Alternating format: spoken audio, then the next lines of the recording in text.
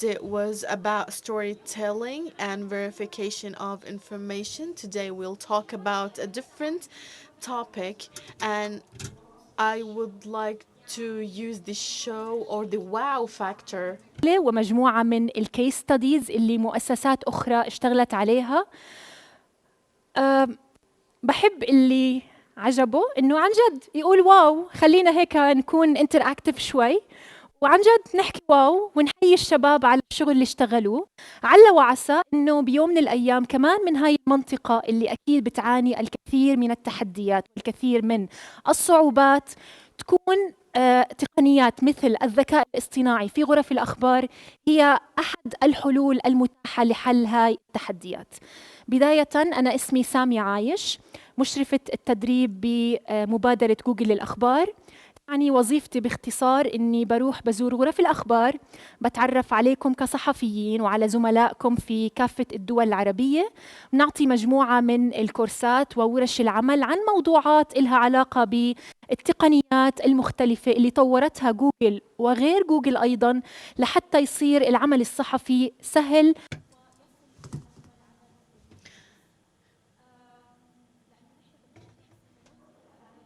We feel that mega companies do not pay particular attention to the Arab companies in the Arab world. So we have started to pay attention to it, and if you are a journalist or a reporter and you are interested in getting our trainings from the Google company, we will talk to me after the session, and we can provide you with trainings for free. Mike, please, if you need to ask a question or say a comment.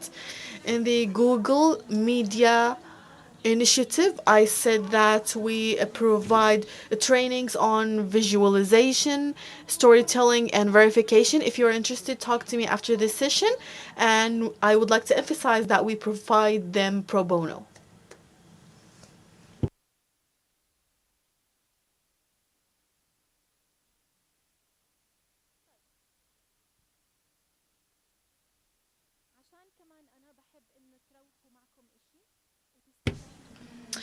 And I would like from you to benefit from this workshop. That's why we will talk about as many as articles, reports,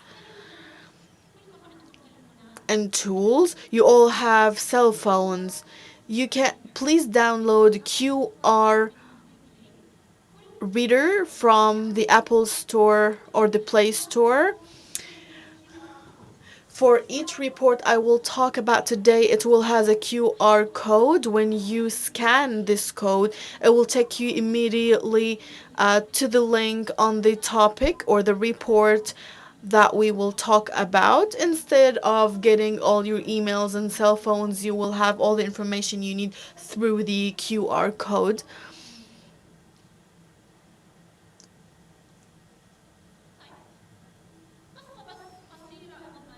Let me give you a short story before we officially start. As I mentioned, I've been going or visiting newsrooms for 4 months now, and I have been providing reporters with tools and platforms that I think are beneficial and that will encourage them to think more about journalism in the future. This is called Talk to a Transformer. This tool is called Talk to a Transformer, and it's one of the essential tools in journalism. Let's play.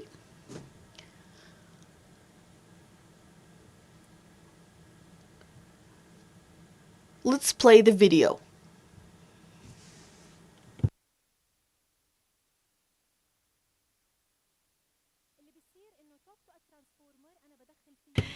In Talk to a Transformer, we add a sentence or a paragraph, and I click on complete the text.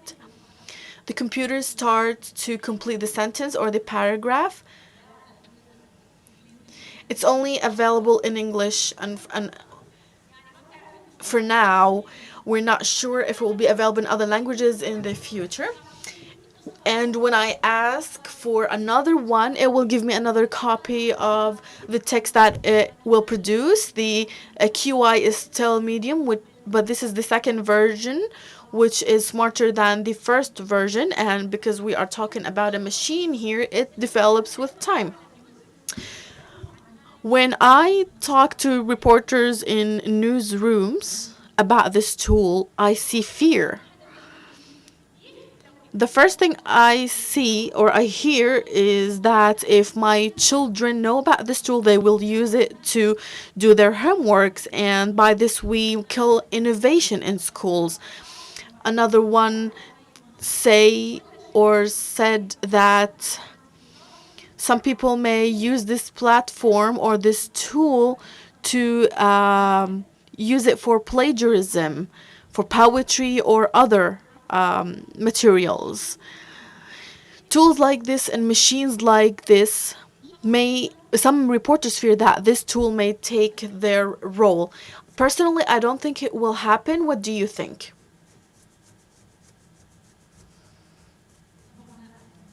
I don't think it will replace reporters because human reporters are innovative. We don't write generic information like Wikipedia, for example. Each reporter has his or her personal touch.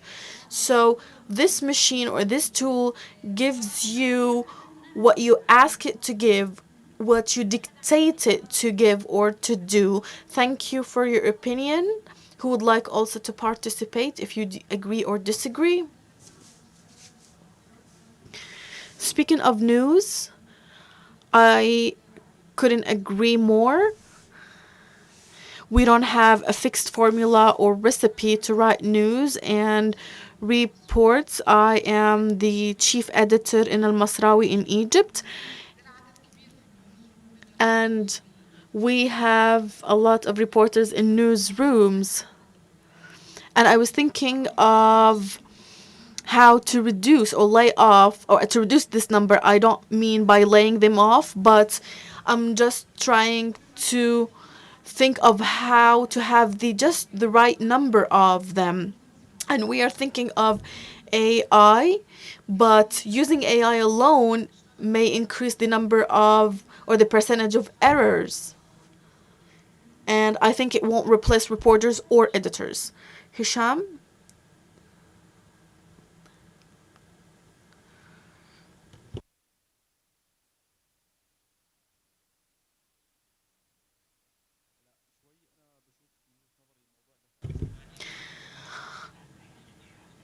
Here in the Arab world, we feel safe because we have a shared language, the Arabic language, and actually this machine or tool does not support the Arabic language, so we are fine for now. But I think that this machine may replace, for example, lawyers because they have fixed recipes. But no matter how this tool develops, I don't think it will replace us. We are talking about developing things on daily basis, so I think it will be hard for a machine or a tool to replace reporters. Thank you. Who else? Who else would like to share his opinion or her opinion? I think the artificial intelligence helps us technically, but not in terms of writing news. It may help us manage broadcasting, for example, or equipment, anything related, anything technical related to broadcasting. Okay, thank you, sir. Dawood, please go ahead. An idea popped up in my mind just now. We have some standard things in our work, templates. And why to waste time repeating ourselves? So I think we can use AI to work on such aspects to increase productivity. I would like to emphasize what Dawood said. According to studies, any repetitive work can be done using such tools and machines. So, for example, stock market information. We use templates for this kind of information. You use algorithm. You go to the stock market website and you get the information as is. So I think we can work on such things using the AI. Data collection also is another aspect where we can use AI. And of course, humans can still work on the products of the AI to enhance it. We have Emma, which is an AI editor. It collects information, and reporters or journalists do final touches on the Emma products. So we all agree that artificial intelligence won't replace reporters, but it will reduce a lot of time, a lot of effort, especially when it comes to repetitive work that usually takes a lot of time and effort.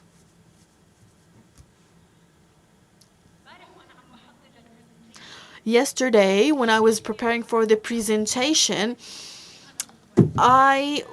this headline caught my eye. Maybe it's not directly related to reporting and journalism, but it's a good one. So it says this machine reads 3.5 million books, then told us what it thought about men and women. What was found?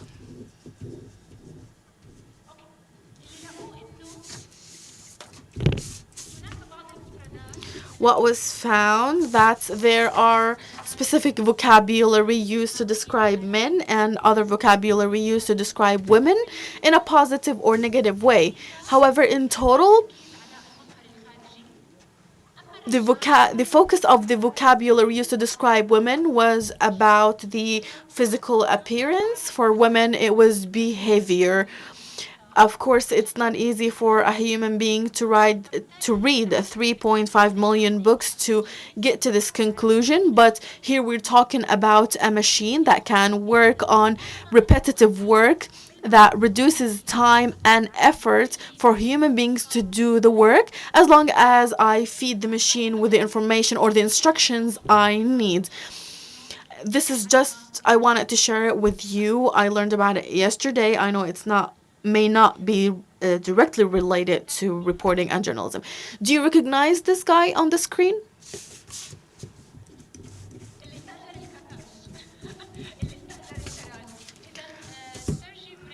Sergey Brin is one of the Google founders, and he is known for computer engineering and computer science. He himself did not expect that the artificial intelligence era will be real. He said that I didn't expect in the 90s that AI will happen. Back in 90s, we thought it's an impossible idea, but here and this time it's a reality, and we use it in a lot of fields. Like you said, it's not only in journalism, but we use it in different fields as well. AI or the machine learning. In Google, AI is an important part of our projects, the projects we develop. The first quarter of 2012 to the third quarter of 2017, the number of projects that include AI techniques or principles increased. We see AI in daily uses, but we may not be aware of its use. Gmail, YouTube, translation.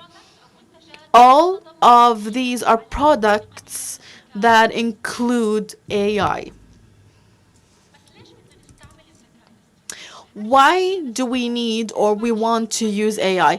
I will go back to the answer later, and we will talk also later about an important point. What is artificial intelligence? We all talk about artificial intelligence, machine learning, but what do we actually mean by this? We will talk about this or answer these two questions shortly. We have 32 biscuits here. Oh, I missed my coffee break. The biscuits or the cookies here has reminded me of the break. Anyway, we have 32 cookies here. We have one broken. Who can tell me which one is broken? The third one from the bottom, from the right, yes. This one is the one broken out of the 32 cookies. However, if we have 1,000 cookies, how can I identify the broken one? What we can say, it's possible, it's still possible, but how many hours will it take me? And it will take me a lot of time, a lot of effort. It will be difficult. So I need a machine here to help me in this regard to save time and effort to look for the broken cookie. So let's understand more now. What do we mean by artificial intelligence? A lot of people say it may have something to do with automatization, automatic working. Maybe. I'm sure it has something to do with artificial intelligence. So the common idea is to ask a machine to do something to get a specific result. But it's not. There is a difference between giving a code to a machine and ask the machine to compare through different examples or using different examples. The most important thing about AI is to give different data patterns to the machine. So, in other words, letting the machine know that this pattern means this and another pattern means another thing of or another meaning of data. Let's now talk about machine learning, which is part of AI. We can use it in many live applications. The main important ones are the following. First, recommendations. How many of you here have Google News on their cell phones? Flipboard? Well, let's talk about news applications in general. Let's not promote one over another. Okay, so you have news applications on your phones. When you open such applications, they ask you, what are you interested in? Sports, news, Haifa Wahbi, a Lebanese singer. After a while, the application gets used to your style, what you look for. It makes a kind of algorithm and and after a while it starts to give you what you look for usually. According to Reuters, 59 of apps use AI to give its readers recommendations of what to read. Another way we use AI is for classification. For example, here we have a dog and a cat. How can we tell the machine to differentiate between a dog and a cat? So if the machine sees the orange shape, it knows it's a cat, and the gray one, it's a dog. So what do I to tell the machine in the traditional programming? I describe the animal. It has a long tail and it likes fish and etc. And if I have another animal with a long tail, likes bones and friendly to people, so it's a dog. So here we have some kind of rules to introduce to the machine. However, in machine learning or AI, we don't depend on laws or codes. We depend on examples. So instead of telling the machine about the generic characteristics of a dog or a cat, I introduce cat and dog images, different ones. Sometimes we talk about millions of examples.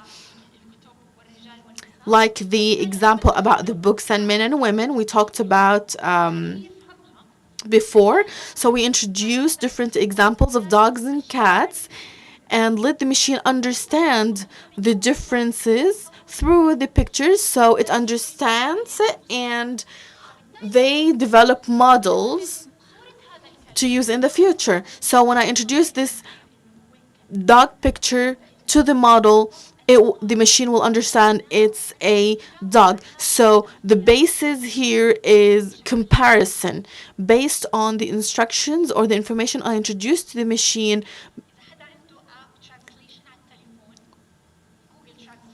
Do you have Google Translate on your cell phones? Go to it and go to stop on the camera and tell me, oh, and put the camera on this sign stop and tell me what do you get. Let's choose the languages English and Arabic, translation into Arabic. Tell me, what do you see? It says توقف, which is the Arabic word for stop. So we use this a lot when we are traveling and we are not familiar with the language used in the countries we visit. So we use the Google Translate to put the program on the signs to get the translation. We all have Gmail, right? How many here do not have Gmail? Okay, I can go back to my managers and tell them that all ARIJ members use and participants use Gmail. It's good news for them. So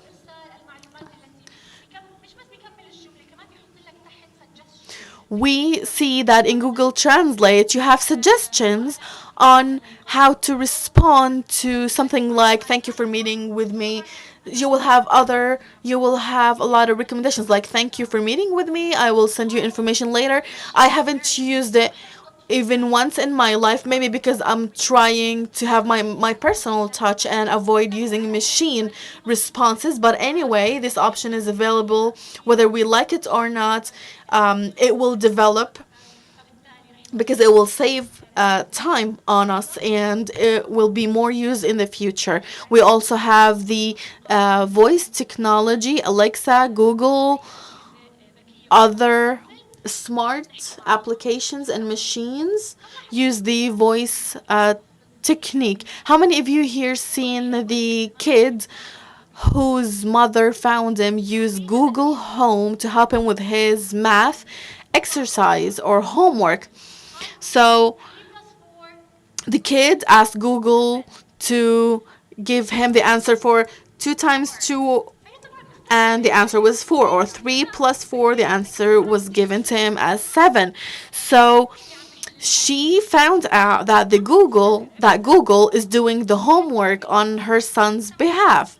So that's why parents are concerned, or some people are concerned, that Google will do math homeworks, geography homeworks, writing homeworks. But anyway, this will be part of education in the future.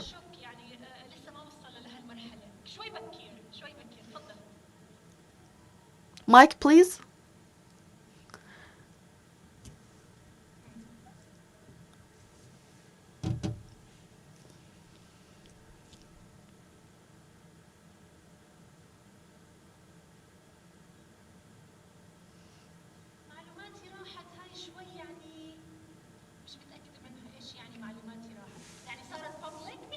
I'm not sure what do you mean by missing information. Do you mean that they became public? Well, it's not information that are now used or viewed by a second party. No, but your behavior, your pattern of searching will be known by a second party. So, Tariq, where are you from? From Palestine? Where do you work? And the Arab company? Okay. So when you search for ARIJ, for example, using ARIJ, we won't know that Tariq from Palestine who works in the Arab company for digital journalism is looking for ARIJ. Your name will be user 1. but it won't be Tariq. If another one from a different country is looking up the word ARIJ, he will be assigned user 2. So for Google, it's understanding more the behavior or the search behavior for users. I'm sorry, I can't hear without a mic.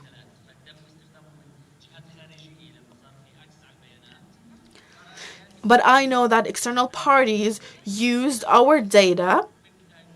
Are you talking about Google? No, I'm talking about Facebook. Well, Facebook is different. We have members of Facebook here. You can ask them, but thank you, Tariq, for your comment. I think there's another question over there. Please use the mic. I have an issue with the AI, especially with search engines. I have more than 5 emails on Google, and we need actually to charge you now money because you have 5 emails. I'm just kidding.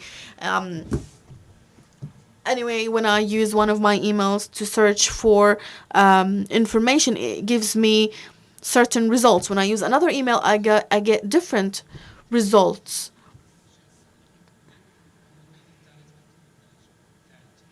And a third email gives me different results. So it gives me information or results based on my profile on my email. And I may miss the information I need because they are available on the 25th page or not on the first page. So the AI is trying to understand the user and give results based on the search behavior, not necessarily. So Google search is different from other search engines. It takes into consideration the content and how it's built and what it's ranking. And this is an important factor. Sometimes you may be interested in things that you don't see on the first page, but there are different criteria that we take into consideration. It's not just your behavior, but also the content and how it applies to the things that you usually look for, regardless of what you like or what your desires are. So we have the ranking, the SEO. I'm not sure about images and visuals. So we have other criteria that are included in the algorithm for search. It's not only the behavior of the person who does the search. Mike, please.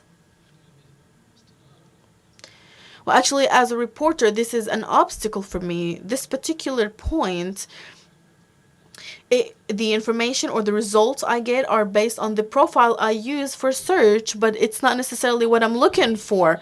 Different profiles with different results. Well, I see your point. What I advise you here is to what we call incognito, which means that Google doesn't need to recognize any portfolios, any profiles here, just to get the general results regardless of what your interests are or your behavior is. But I think your point is a valid point and it's important to look into it. Of course, we as reporters need to get relevant results. There's another question over there, I think.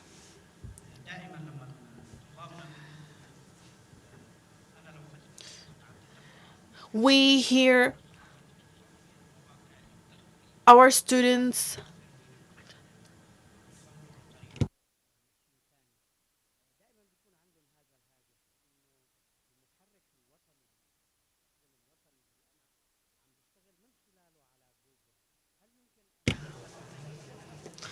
Is there anyone here who needs translation? Please raise your hand. Okay, good to know. Thank you. So, what do you mean by national users here? You mean the server? Okay. So, it doesn't give information that I went to those websites to look for information. This is what we hear from our students. Well, this is against our Google policy because we don't allow to monitor what people are looking for. We try to enhance algorithm, but we do not spy on people because this is illegal and we don't allow this in Google. There are different questions. We have 2 hours. We will take 2 questions, and after that, we will continue. Thank you very much. I think you answered a lot of questions in my mind. Speaking of incognito, is it really confidential if I use it to look for information about countries in conflict zones, or asking for confidential numbers and responsible people? And if I need to go for pages that are not on Google, is it really safe and confidential? I don't think it's related to safety as much as it's related to objectivity. And regardless who you are, regardless where you are and the date of the search, you'll get the information you're looking for. Digital safety is a different thing. Maybe your laptop with all the software you have can be hacked. So an incognito can't guarantee for you to be safe on the Chrome. So digital safety is a different story, and we have a different training for it. As part of the Google News initiative, we provide such trainings. If you are interested, we can talk later after this session. Excellent. Excellent. I have a follow-up as well. Speaking of corporate owned laptops, they may be under the scrutiny. They are under the scrutiny of the company. Google can't protect you here, can protect your search. I understand that sometimes it happens. We have open source methods that different parties and individuals can learn what others look for, like ad sales and trends and others. But more than that, it becomes illegal because it's spying, and we will be held accountable for it. You wondered if Google News threatens the job of reporters, and we had different opinions, but through the child example, doesn't Google think that it threatens the educational system for the next generations? The technological development and AI is actually threatening the educational system. Let me give you an example about the calculator. When I ask the calculator 1 plus 1, what does it? What's the answer? The answer is 2. So it's similar. However, the issue here is how to develop the educational system, educational curricula to be updated with the technological development. So education or the curricula acts in an independent way from education or raising children, but I think they are related. They shouldn't be independent. So education here should not be independent from technology. They should overlap and complete each other. I don't think Google threatens education. We are teaching children how to get their information. I mean, children in the past, if they had Google Home or calculator, they would have used these tools, I'm sure. And here, for reporters, we have the transcription tool. I write an interview after I'm done with the interview, but now instead of doing this, we have now tools to help us do this. And I'm sure if these tools were present into the past reporters would have used them to save time and effort. And I am sure education is developing, raising children is developing to keep up with the development in technology. This is, of course, a topic, and we talk a lot about it. I hope that my short answer was convincing to you. Now, give me 1 minute to start my computer before we continue.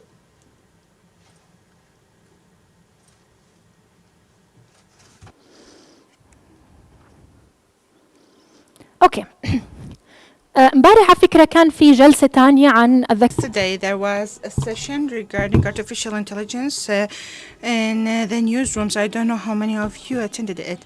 Marina told us about reports. We are going to talk about them now. I would like to tackle two reports. The first one was produced by Yuan Efra and Walls Fora, and it talks about the artificial intelligence inside the newsrooms.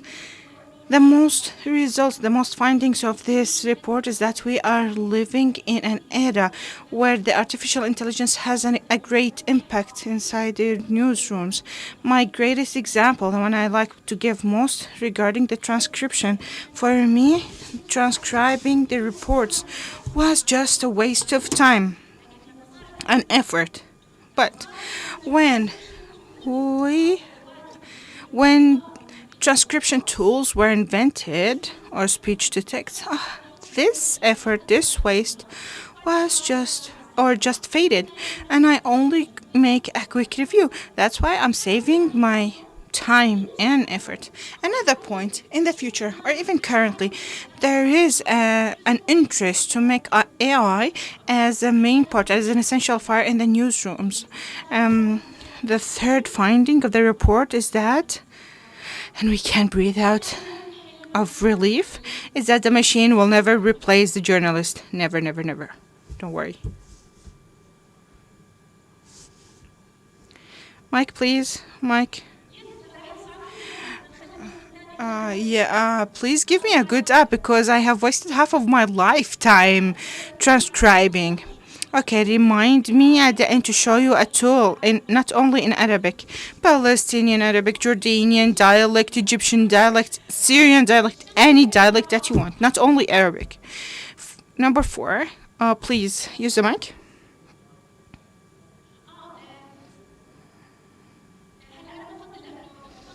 I do prefer that you take the whole QR code because it will take you to the report itself. This is only the synopsis or the brief. If you scan this QR code, then it will lead you to the report directly. Thank you.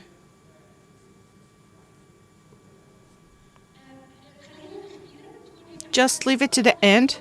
So I apologize about not translating anything not said through the mic because I wouldn't be able to hear them. Okay, regarding AI and AI, but sometimes it's not always accurate, it's not always right. That's why the human presence is really important in order to check after the artificial intelligence. And at the end, AI may be used in good and in the bad too. So, in order to discover fabricated stories and suspected or suspicious sources, then we may use AI or the deepfake. This is a brand new report issued last Monday, which was in partnership between Google News and London School of Economics and Political Science. This report included a poll for 71 media institutes in 32 countries. They found out that 50% of the institutes use AI to gather news, 33% of them use them in production, and 50% of them use them in publication and distribution. Based on this poll, there were 3 main reasons to use AI. Number 1, that it has a reporting activity or efficacy that my effort would be spent more on the efficacy and the content rather than just transcription, etc., and wasting time. The second point is to deliver a better content, the best content for their readers, as we said throughout the recommendations by the special applications for news, and also improving the investment efficacy. So if I save time, then it means I'm saving money. Finance. So the main challenge based on this report in terms of using AI is that it costs money. So there is a weakness in the financial resources, thus weakness in using the AI. Also, this technology hasn't been in use for 6 years now, so it's relatively new. That's why we do not have sufficient technical expertise that are capable to use them effectively and at the long term in the field of AI. And also, yes, we can say that we are not afraid that the machine will replace us, but maybe we have a concern within each one of us that maybe one day the machine will use a computer and write the journalistic reports, etc. There are a lot of concerns from the AI.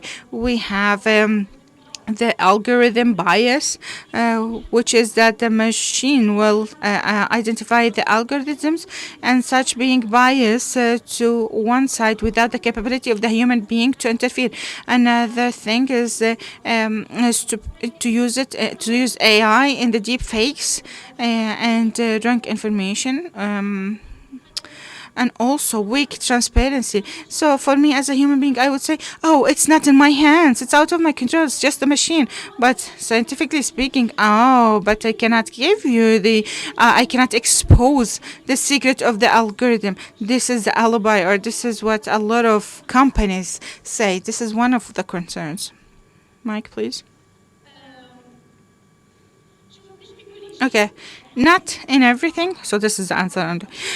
Those are the polls. Those are not the polls. Those are the findings reports. Yeah, for the trials or experiences or concerns, yes. So if you go back to the report, it will give you some examples from the newsrooms on why did they have such results.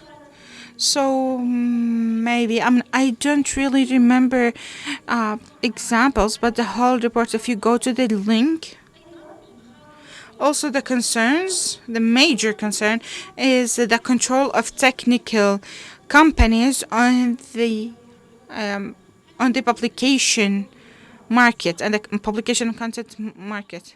And this is a question: can we find a journalist from Google who provides news?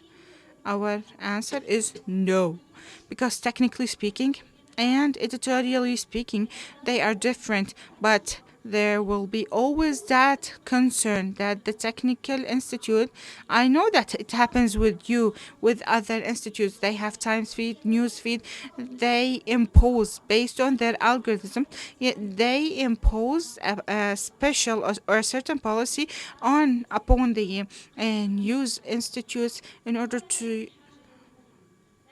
publish certain things. So most prominent needs. First of all, training. So training needs in order to have a deeper understanding and usage, and then also the media education with the modern criteria in order to understand that there is a machine, algorithms, etc. with minor intervention from people. And also when I employ people at the Media Institute, I should vary the expertise that I'm employing. Now, we have reached to the core of this session. Examples.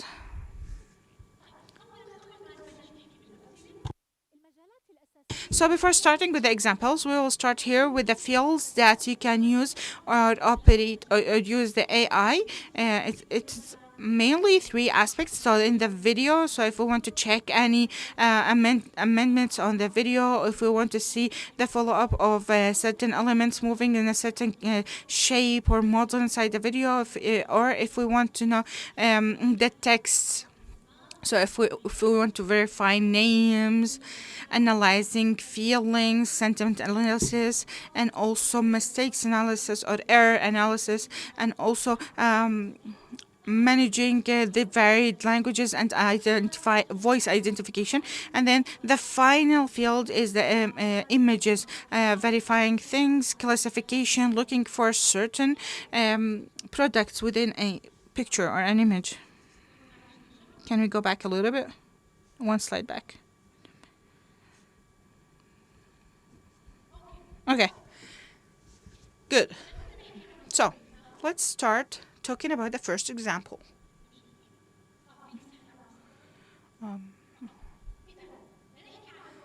So, talking about the first example taken from the New York Times. You done? Do you all take the pictures? Okay. Okay, this is the first example. It's taken from the New York Times. Of course, the New York Times, it's the American newspaper, the big, important American newspapers. It has a huge archive of pictures going even back to the 19th century. They are estimated at 5 to 7 million pictures. This archive, recently in 2015, there was a windstorm in New York, or a typhoon, a tornado, and those pictures are in a warehouse, so archiving is pretty bad. In 2015, there was this tornado, and the water got or reached into this warehouse, which is even called a mortuary. So many of the pictures, when this water leakage got to the pictures, many of the pictures got damaged. That's why we needed to digitalize them, or let's say we should put them into a system that keeps them away from such type of damage. But that wasn't only the only reason that pushed New York Times to digitalize the pictures. The other reason is then out of those 5 to 7 million pictures, there were so many pictures that were never used. So there were a lot of stories that could have been narrated, but yet there are still possibilities for such pictures to be narrated. So there is a need for having an effective search for such pictures. What happened is that Google cooperated with the New York Times to build a comprehensive system, a holistic system with the Google Cloud, in order to save those pictures, and also you can search them easily from anywhere in the world with high efficacy. This picture is one of the pictures that were archived. It is a picture in black and white for a station in Pennsylvania. Nice picture. Maybe if you write Pennsylvania, you'll get this picture, etc. But the better is that its back is even better than the picture itself. So the information on the back of the picture, those information talk a lot about the title of the story of this picture, the name of the photographer, the date of taking this photo. It was sent from one or mailed from one place to another. So all of those data were on the back of the photo. So it wasn't just like saving the picture and search it. No, it became like scanning the picture and then extract all related data and information so that it'll be available for use. And yeah, that happened in cooperation with the Google Cloud. They built a system that is capable to scan the pictures back and forth, and also understand the texts written on or typed on the picture, and then move it towards a text in order to be added to the metadata of these pictures on the archiving system for the New York Times. Mike, please.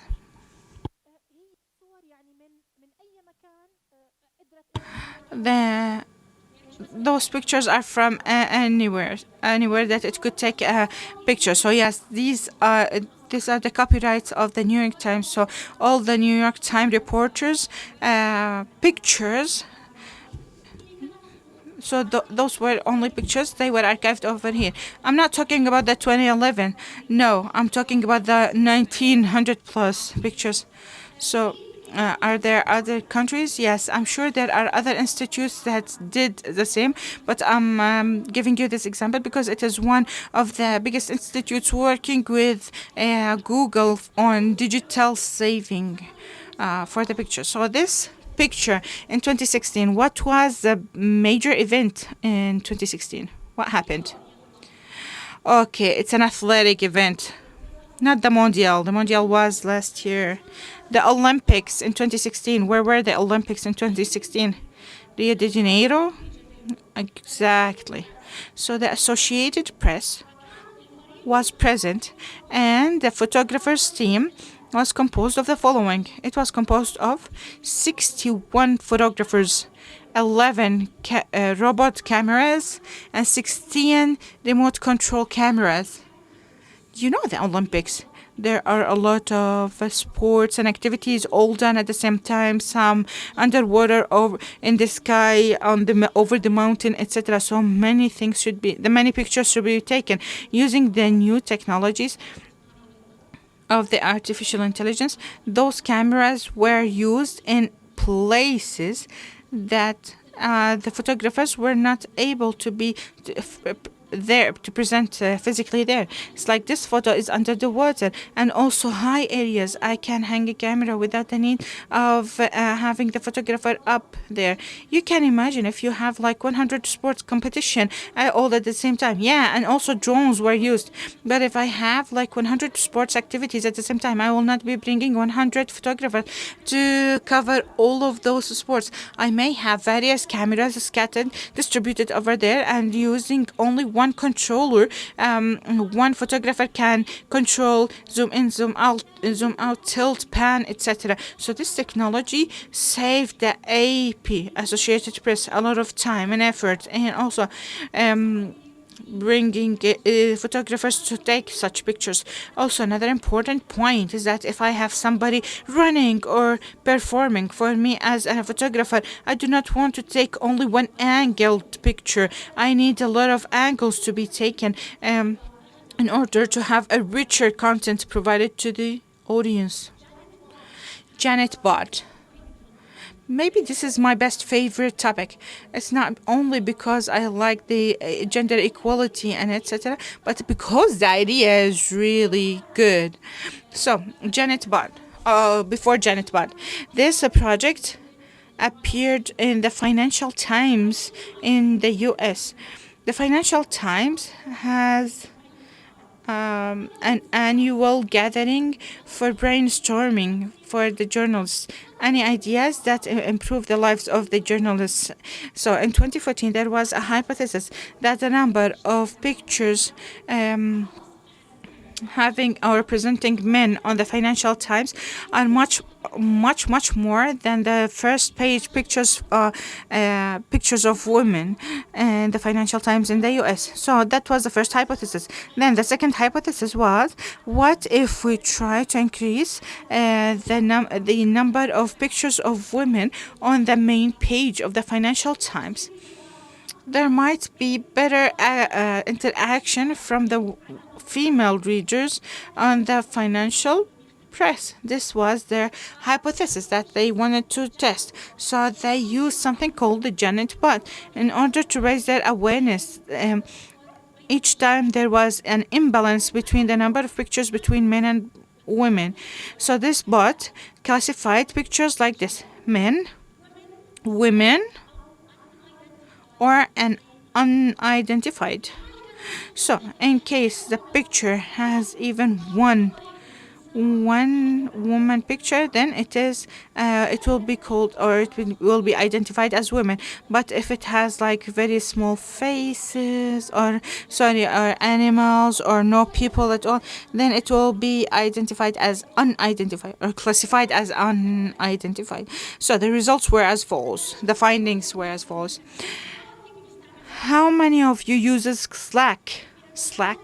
So Slack, for those who do not know, is a system or app, a chat app. It's just like Facebook Messenger, Hangout, etc. But it's special for workplaces. So we have Slack. We have different channels on Slack that we can automate. So what happened is that this system, the one the one that I just told you about, that detects the number of men and women on the page.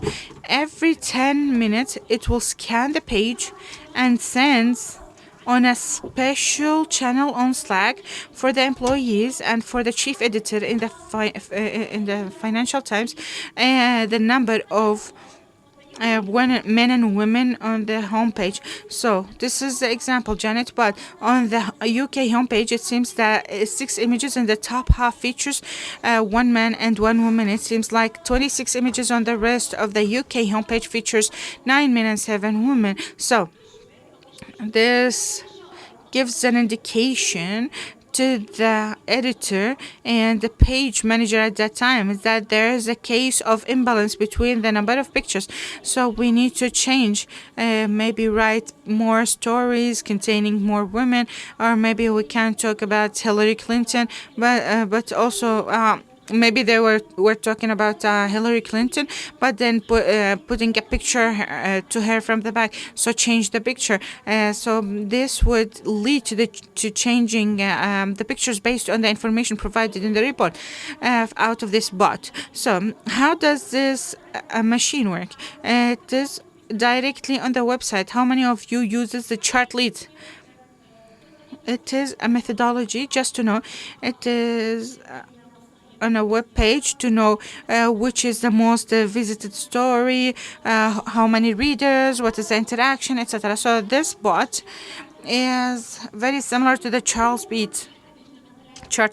So it identifies in colors how many pictures are shown in women, what are they, how many are they, so for men and women. So this was a methodology using AI to discover the pictures and trying to perform or to achieve justice between men and women on that homepage. That if there was more justice, then there will be more interaction. Also, amongst the other things that helps that AI helps to expose are the slavery practices. After conducting many studies and many researchers on this topic, there was a group of satellite pictures that indicate the locations where they were suspected of having slavery acts. So they were studied and looked into, and there was like similarity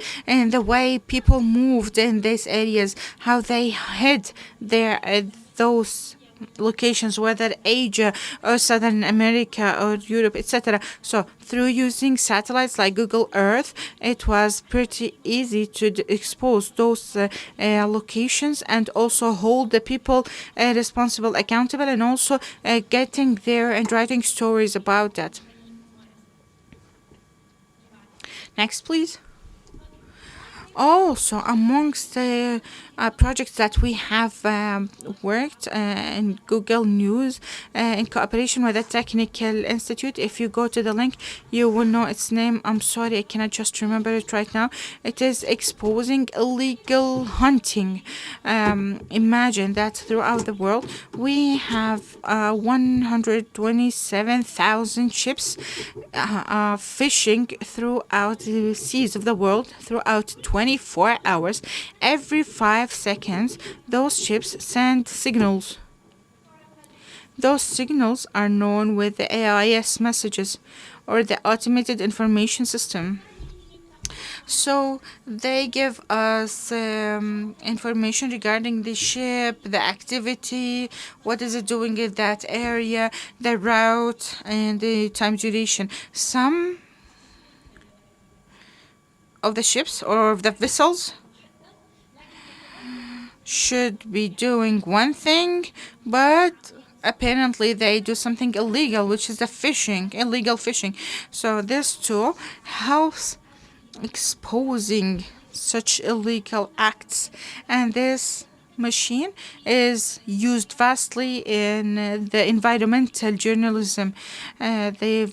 Environmental journalists use it a lot to expose the illegal acts. I think his question, I cannot hear him very well, but I think his question is, what is the difference between the commercial vessels and the fishing vessels? Yes, each vessel has a special code. So the commercial vessels start with a certain code and then the numbers, and then the personal vessels have a certain code and then numbers. So these codes are sent as a signal to the satellite So if you are in a certain area, the information given to this device, to this machine, can tell the difference between the duration. So for example, if the fishing duration should not exceed X or Y, or for example, two vessels should not get closer to each other. I don't know why, because for commercial reasons or whatever. So any vessel that gets off the track or takes a longer time in docking, etc., those are all considered indicators. What if the vessel is unknown without any code? And many of the illegal fishing boats or vessels, they are unidentified.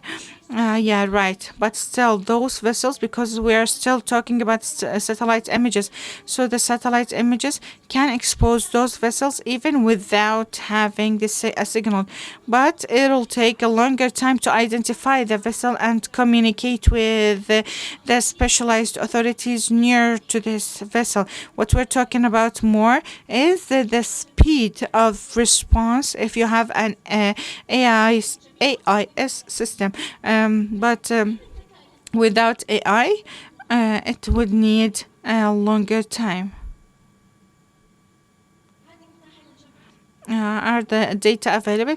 Yes, they are available for everyone. If you go to the QR code, then you will go. If you visit this QR code, you will visit you. It will lead you to the article, and this is an available tool. It's an open source. So for us in Google, with the Google News Initiative, we believe deeply in the free, in providing information freely. We believe in the open source. So somebody may come and tell me, oh, but you get information on the other hand. Yeah, we take information, okay, but despite that, the fact that we do not take information, we gather information, yet we provide a lot of free stuff. So all of those tools are available. If you are if you want to search for a global fishing watch, they even have a whole training center on how to use it, how to understand the routes, and the codes and the tracks, etc. Military information. Can you please identify better? Yeah, okay, so identifying the shellings, the coordinates, massacres, etc. Oh my god, you're pulling my legs, guys. Okay, so what we teach throughout this initiative, still we don't have any aspect focusing on this side because it is really complex. It is complex, even for institutes like Bellingcat. Do you know Bellingcat? Bellingcat depends on the investigative journalism that checks information coming from certain countries like Yemen, Syria, the videos, the pictures, etc.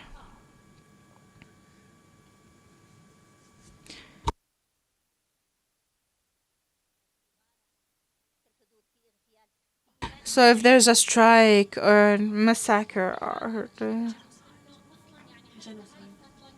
or genocide or anything is going to happen, no, these pictures or these images, they might be updated on a daily basis, but in other countries maybe they will be updated on like every 3 years. So the update and talking about something that's happened previously, not something that will happen.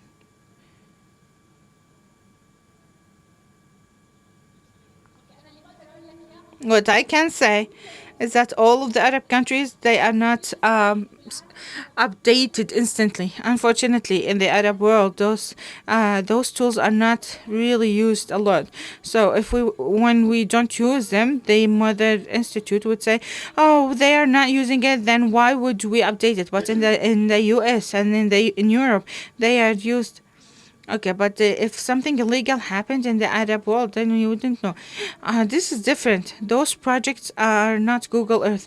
Those projects are done in cooperation with Google, so they're not Google Earth. That's why it is the whole area. So fishing, slavery, so it covers the whole area. But talking about Google Earth, then the updating varies. Okay, next.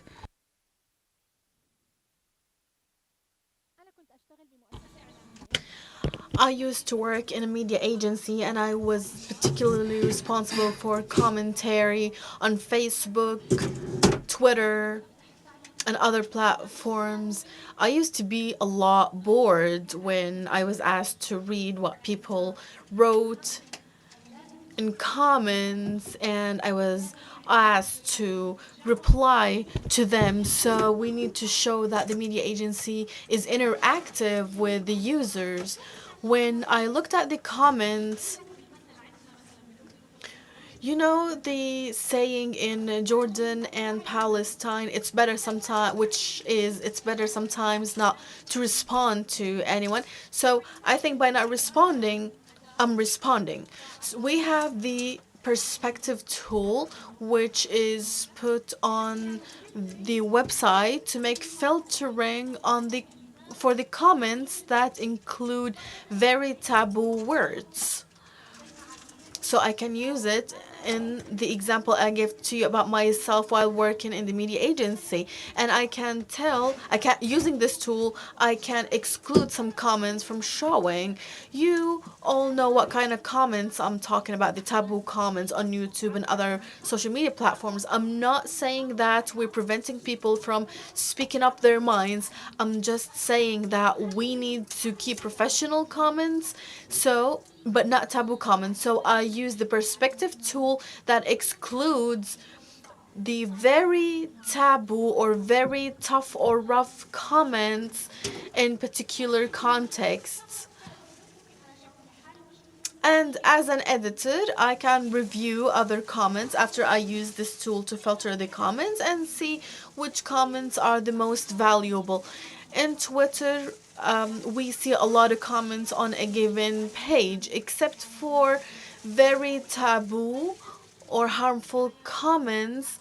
Some users or people use to put media campaigns or marketing for tools, utensils, and others on the comments. Well, these are good comments, but they are not relevant to the context on the page. They use the tweet, for example, to market for some tools or equipment. And I also can use this tool to ask to exclude such comments or marketing comments, irrelevant comments as well. So such a tool saved a lot of time for me to do the editing, filtering, and searching. I can't hear the comments or questions without using a mic. Excuse me. So the perspective tool is in cooperation with Google. If you approach Google, you can customize the tool. Everything is programmable, and this is a very important point for you to know. So the tool is in Google. It's for Google. You don't need to go to Google to download it. You need to contact Google to use the tool. Is this a service? Yes, it's a service. We have a free version and we have a paid version. The free version helps you to filter offensive comments, but we can talk about deeper things in which you need the paid version. Of course, the paid version includes more options. I can't hear the comments or the questions without a mic. There are different types of filtering. As I mentioned, we have filtering of offensive comments, filtering of sentiments. For example, I may say that you are 1, 2, 3 and criticize you and in a nice way, in a constructive way. And there are other people who use your tweet to market for themselves or their equipment. So there are different functions for this tool. The free version filters offensive comments, but the paid does more.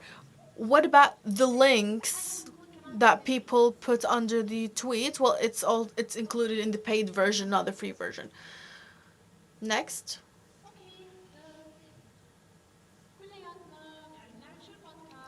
We all know the podcast. I feel that there are some people who are very fond about this tool and like it. Well, maybe all of us, because we all write long articles, and a lot of people these days do not like to read or they don't have time to read.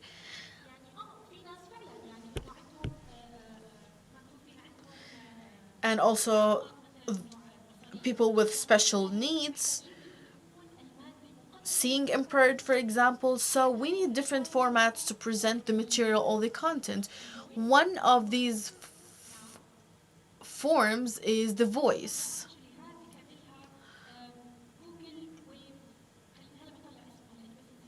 Actually, let me give you the name. We have Google Wave Notes.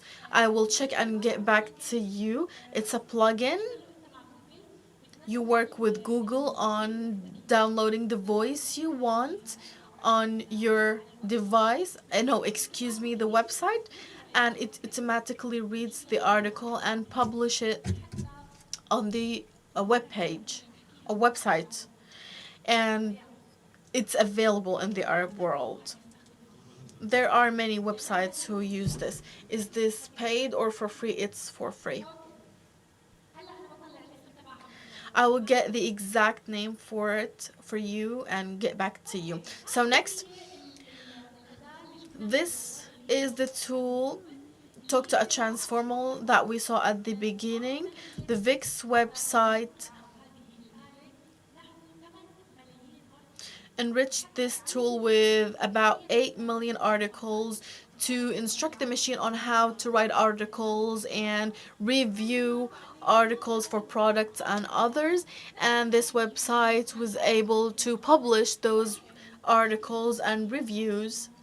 However, the main issue or problem here was that those articles are free from innovation, from creativity. They were stilted, dry, all about facts, and sometimes that those facts were not based on actual sources, and that was a big problem. Remember, by the end of the day, this is a machine. It can be smarter in the future.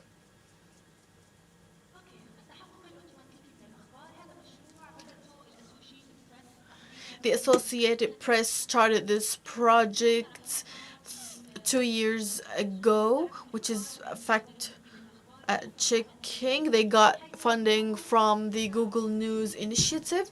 It was about creating a tool where people can take an article and put it on the website that was developed, and the public can verify the validity of this article or this information though. So this website answers questions about the location of filming the video, if the source is verified or documented, who wrote the article or who designed and developed the video, the history of the writer, the people were involved in the discussion, and so many other questions.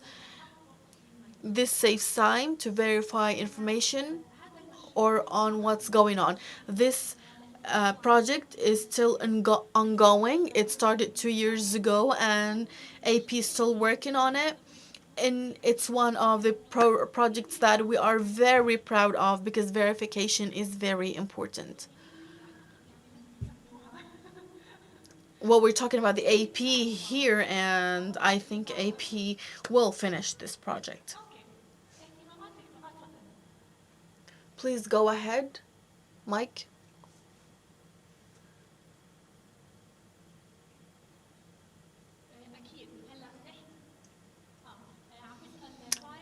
The question was, if we have an idea about a website that reviews fake news, or if we can cooperate with Google. Every year we have what we call the Google Challenge Fund, that it has to do with developing journalism through technology. I think applications start in April. Last year it was the first round, and in December we will announce the winners for the first round. And please talk to me after the session. Contact me to tell you more. We don't only focus on trainings, but also on discussions. We need to know the general needs of reporters. What are your challenges? So that we can fix them through technology. If we can elaborate more after the session, and to give you advice on what we can do. And of course, anybody else here would like to share an idea with me or to discuss something with me, we can do it after this session.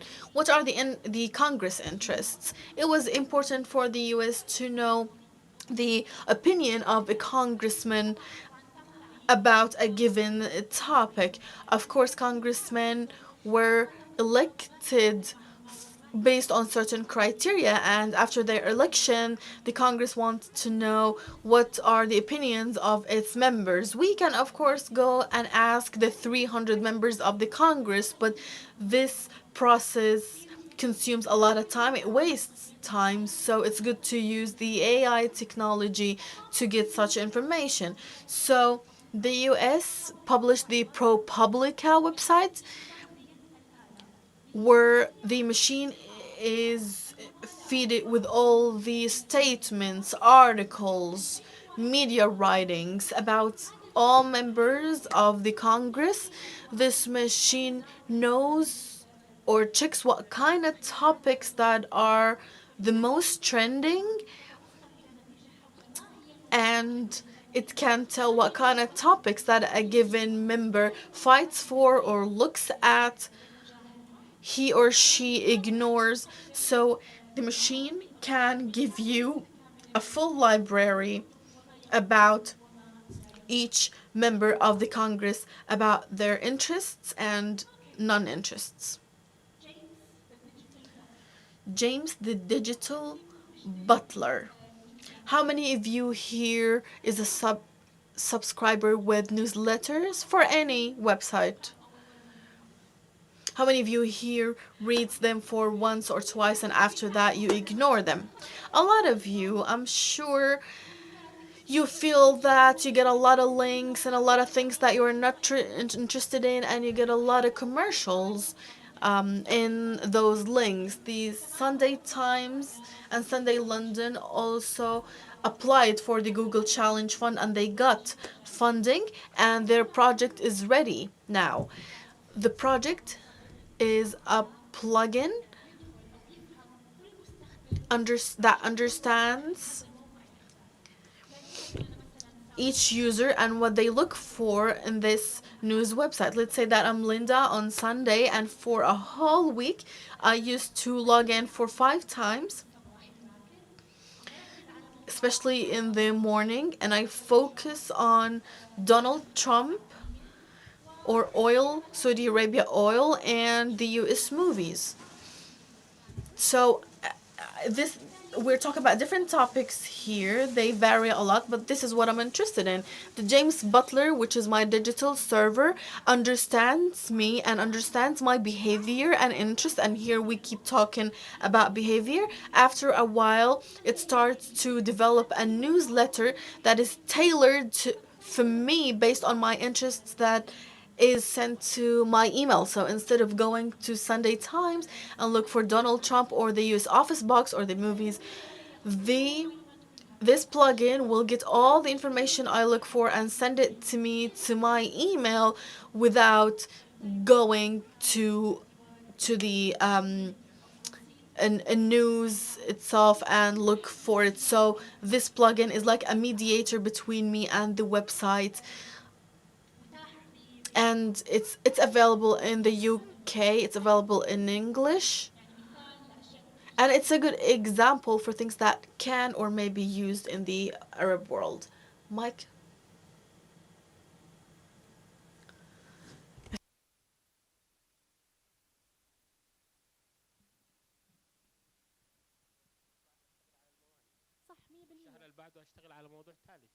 So each month I may work on different things, and I think the server is very useful.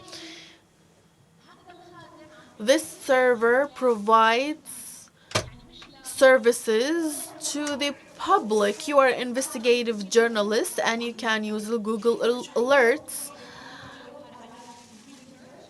so that any topic on Google search will be sent to your email. And I think this is a good alternative to this tool. And this is for the public.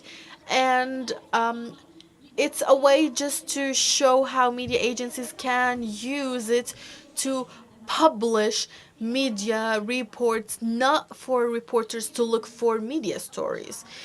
Google Alerts is the alternative. I think the term is weak. I think maybe in Arabic it's weak, but in English it's meaningful and a strong term. So when I visit your company, we can talk about the terminology.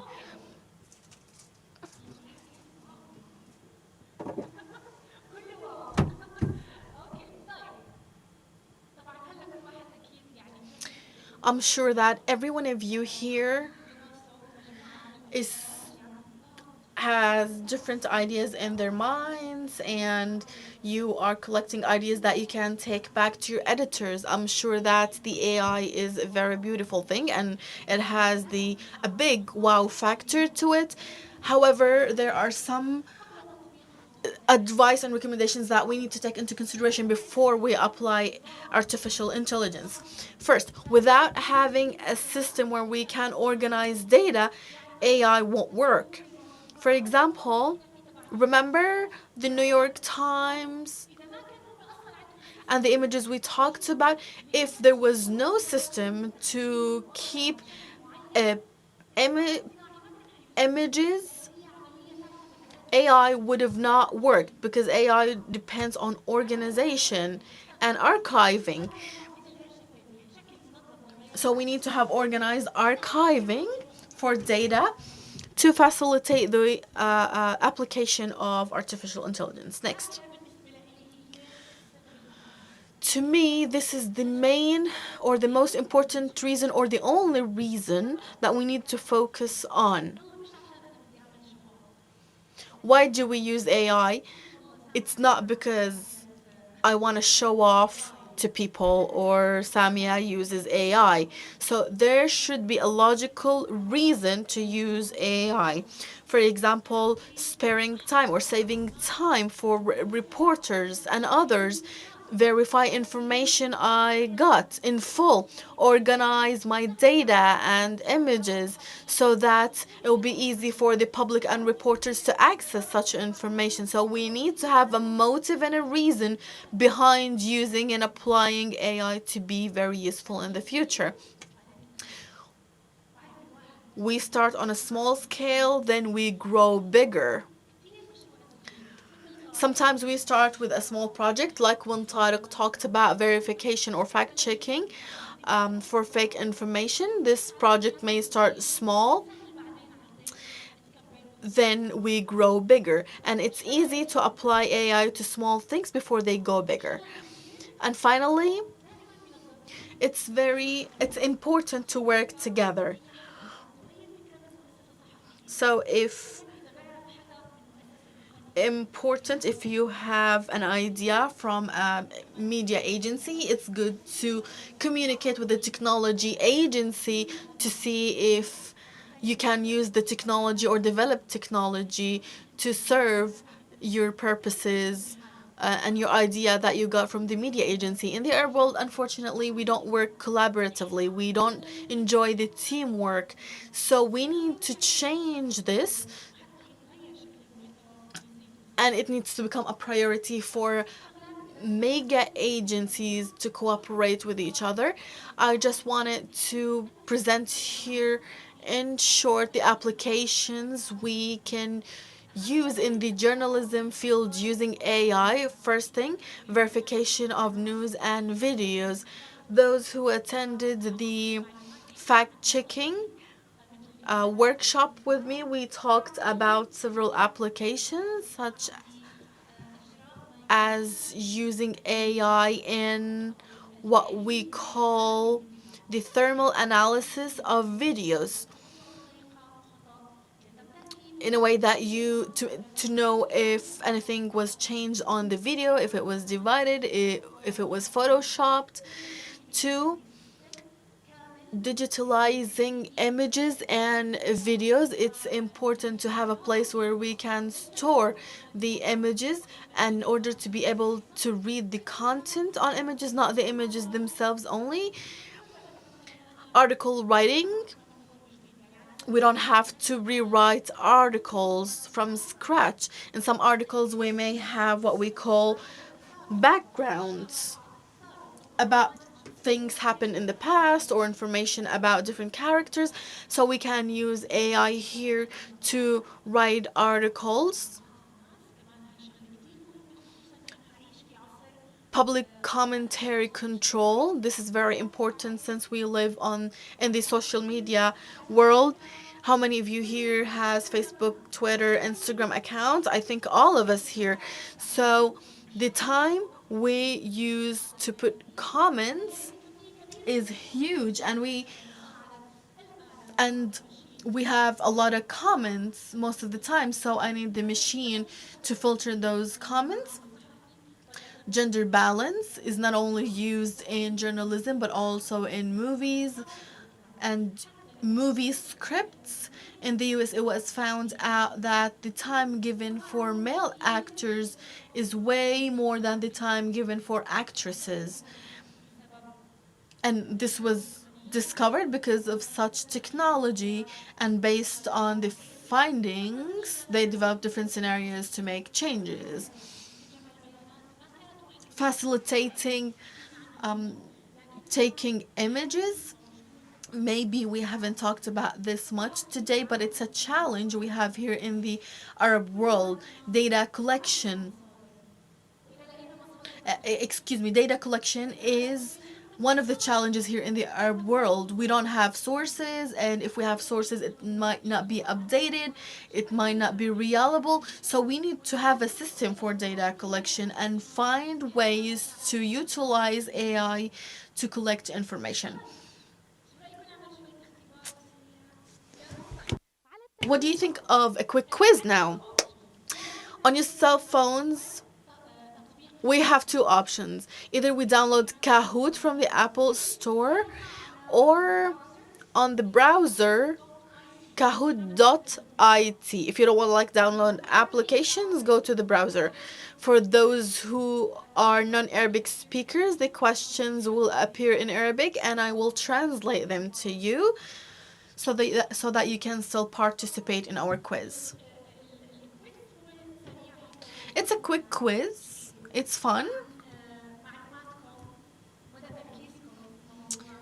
Just to know more about your background in AI and what do you know, kahoot.it.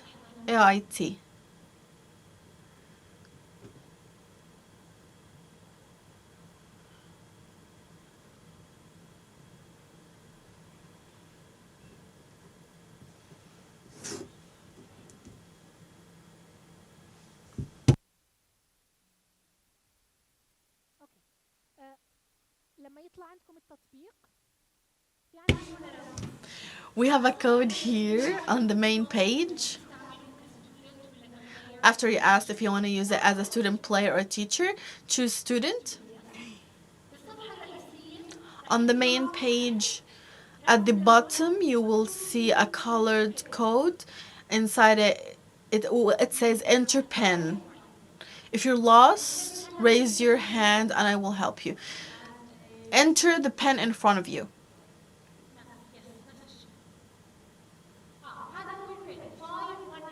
Five 1-8-2965. This is the pen that you need to enter. Probably it's asking for age, name, or nickname.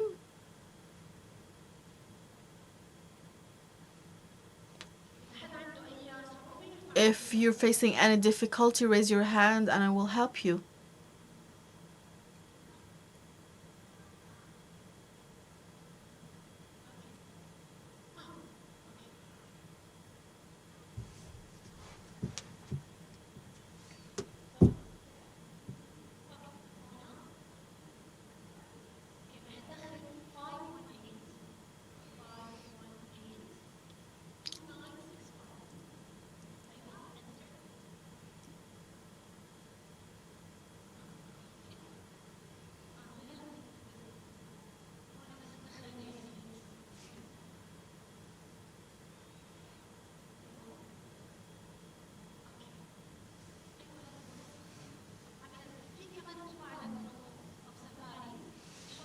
True or Safari on Chrome.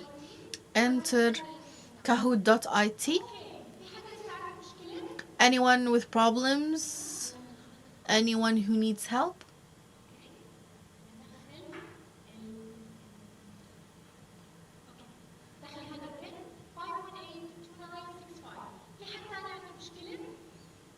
Anyone needs help? Raise your hand.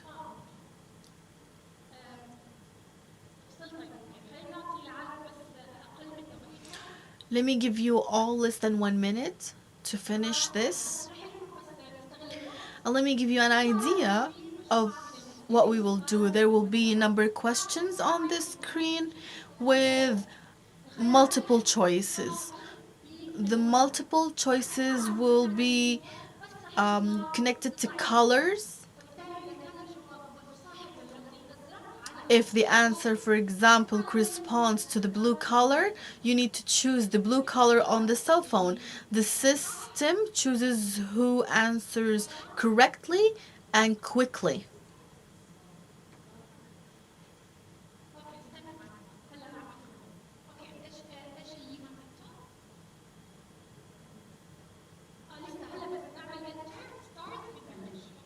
We haven't started yet, but let's start now.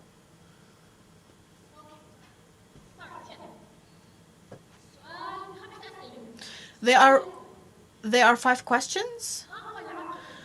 What time or what decade the AI started to be used? 50s, 60s, 80s, or 2000 and beyond?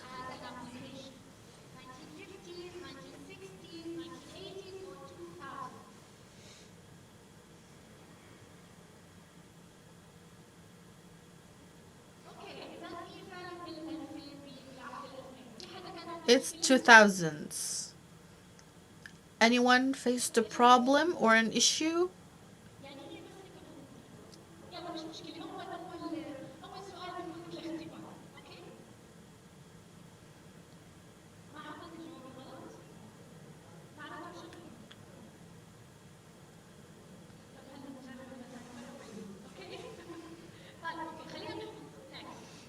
Next. Who can see their name on the screen? Perfect. Okay, next. Second question.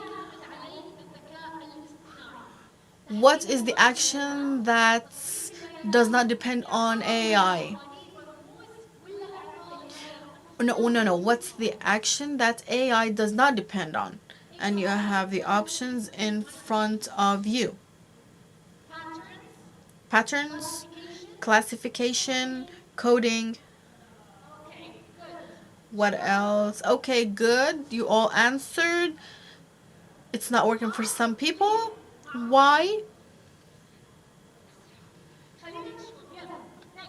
Okay, next. Who can see their name on the screen? Next.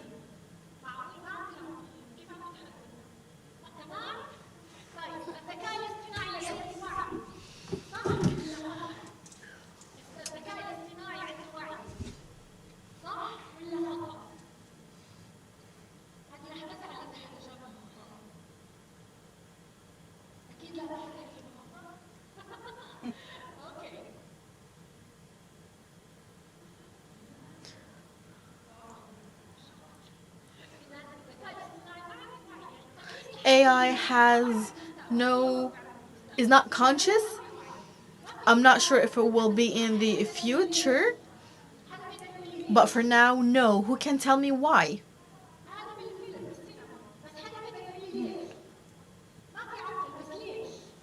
It has no brain to think. Why? Because it's programmed, of course, because we feed it with information. Human feeds information to AI. Who can see their name on the screen? You need to be quick enough. No. True or false? Financial resources is one of the challenges to use AI.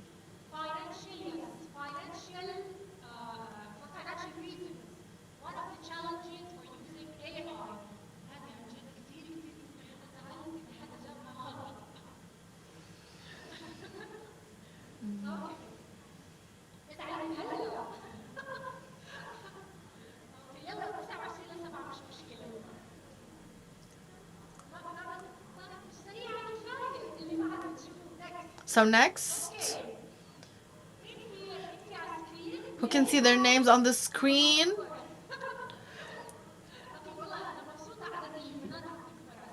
Okay, that we see more female names on the screen. Last question.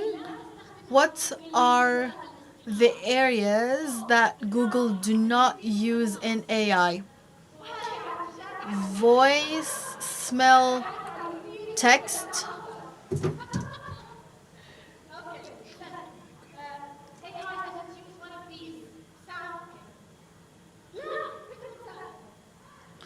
Let's put our hands together for you because you got an accurate answer and quickly. Next. So, the third rank is for Maryam Hassan. Second and first rank goes for Hisham. Any questions?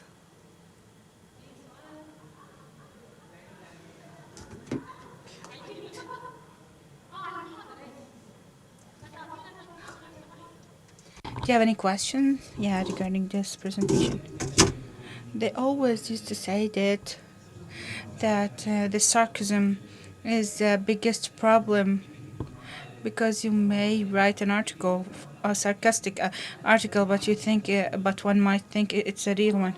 Was this handled or treated, or is there a solution? No, and this is really important for the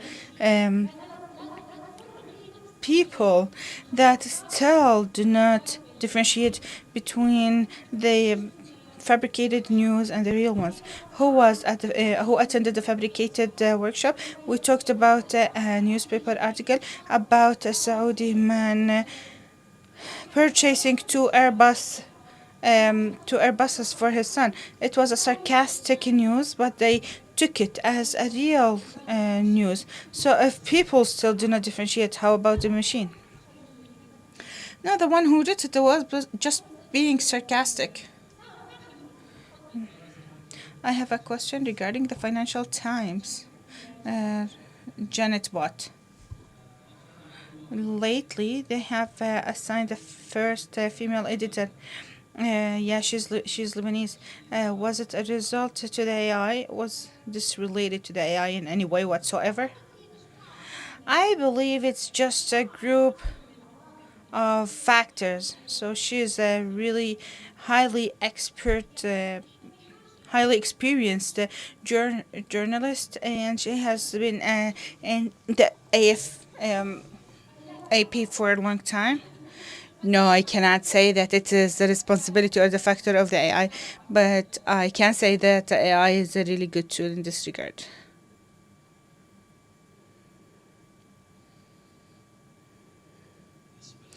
Regarding the pictures and using pictures, like the Associated Press in the Olympics, didn't you say right at the beginning that there's a fear for the job vacancies taking place? Yeah, so it took place of the photographers, and yeah, there is a competition for the best photo shot, especially in the sports field. How about the machine and AI being used there? Yeah, but please note, when I mentioned this topic, I really made sure to focus on a very important point, talking about locations that human beings may not be physically present in. There, those cameras were used there. So maybe previously, before the AI, maybe videoing underwater wasn't possible. Who can sit underwater all the time and video? But with such cameras, it became possible. So yeah, there are photographers who go underwater. It's possible. Yeah, but if it's just a sport for a long time and I want to save time, not only from underwater and also from other angles, we have the GoPro. You have solutions but it's on a big scale. You're not talking on about one swimming pool. You're talking about 10 or 50 swimming pools. So it's scalable. What's nice about the machine learning is that it's scalable. You're not talking about one or two tasks. You're talking about an enormous amount of tasks. So yeah, there are limitations for sure. Mike, please.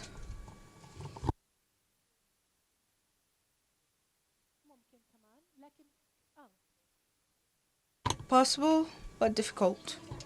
Okay, but if I have, so it's not important for me to show that this journalist performed a lot of effort, exerted a lot of effort, and got tired, and show it. So I had technology when to use it. This is the thing. And note that we're talking about a journalist who's controlling the camera. Still, this cameraman is controlling the cam. If we talk about remote and robot cams, then we're still talking about a photographer. But instead of having each one controlling only one cam, we have one photographer controlling 10 cams or tens of cams. So the focus is more on having the cam reach it, the cameras reached to places it's difficult for that are difficult for human beings to reach there physically, and also the number of photographers. Mike, please.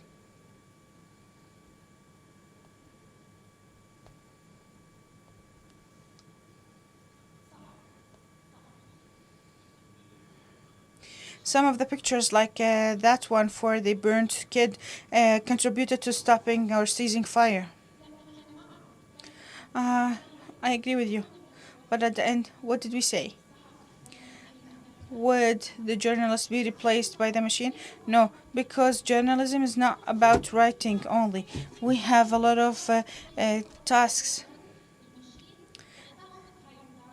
time-consuming tasks. The machine will take such time-consuming tasks. This is my result. I don't know if you agree or not.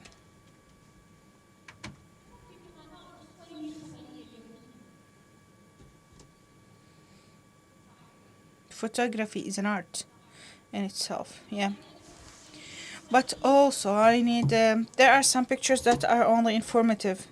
It's different when I take photo of Trump in a certain position to show something, and it's different from just meeting the Russian president. So there are pictures dealt with case by case.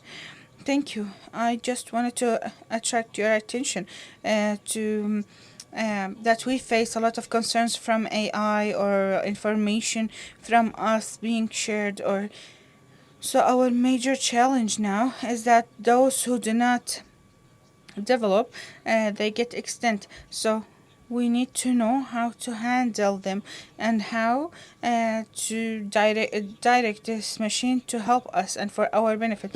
Another point is that if anyone is interested in taking an online course on the AI, the IBM has it online on free. So if you're interested, then you can search it and take it free from A to Z. Another question? Last question? We only have time for two more questions. So for us as media companies and as journalists, we care for we're interested about the AI regarding the social media and analysis on the information on the social media. So we call them the listening tools. That's it? Yeah.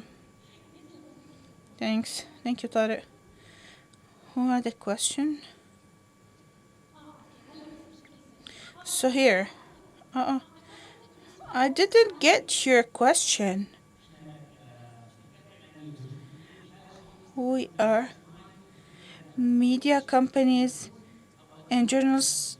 We need data analysis. What kind of tools Google offer? So as listening tools and analysis, we have the analytics, but we don't have products for this analysis for other social media networks, unfortunately. But we can develop tools that help you on your website through the Google Analytics. And then search optimization, honestly, we're not allowed to talk about it because it's algorithms, and if we explain it to a group of people, it will be unfair to the rest of the world. That's why we do not talk about it a lot. But what I can tell you is that we conduct analytics and insights, and those may help you. And those may be an indicator to you. So at the end, for me and from my personal opinion, the numbers are there. Still, it's difficult for the machine to analyze the sentiment and the feedback. You still, as a human brain, need to do this task, at least currently.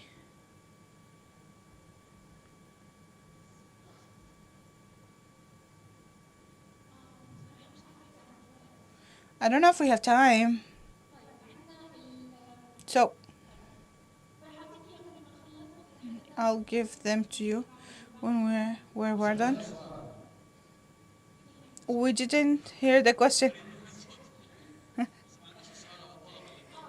He screamed into the mic. Okay. He asked for a group of the tools. Okay. I'll just give me your emails and I'll send you a list of tools because I have them ready. And my email would be there. If you have any question, I'm ready. And those who know me, who have tried me, they know that I do respond. How can we make a country-specific partnership with entities like with Google News Initiative? So talking about Libya. Okay, write to me because for sure, each country has its own context or certain metrics, analysis, factors, etc.